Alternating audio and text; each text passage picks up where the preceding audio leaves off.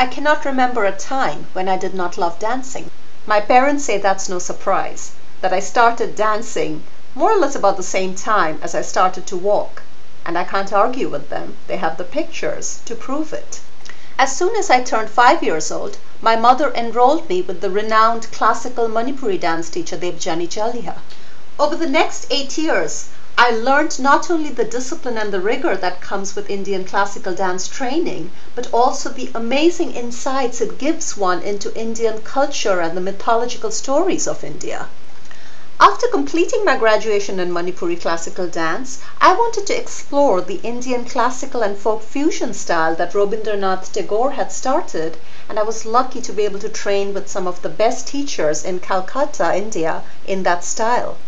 By the time I left India to come to USA at the age of 22, I was performing several times a month on stage and TV, and one of the things that made leaving India hard was I thought, well, that's the end of my dance career.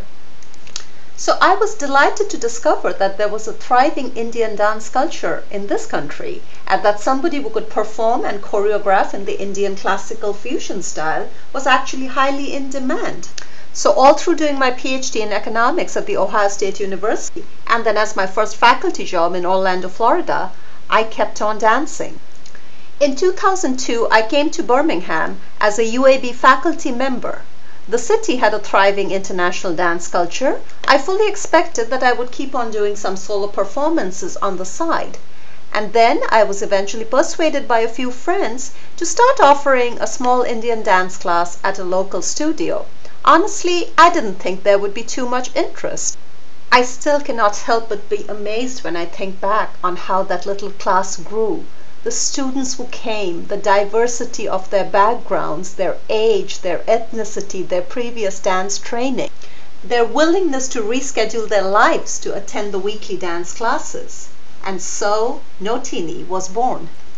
And now my students and their families have increasingly learned to also sacrifice their weekends, because we have become more popular than frankly any of us could have dreamed of, and we have been absolutely blessed in terms of the number of performance opportunities we have received.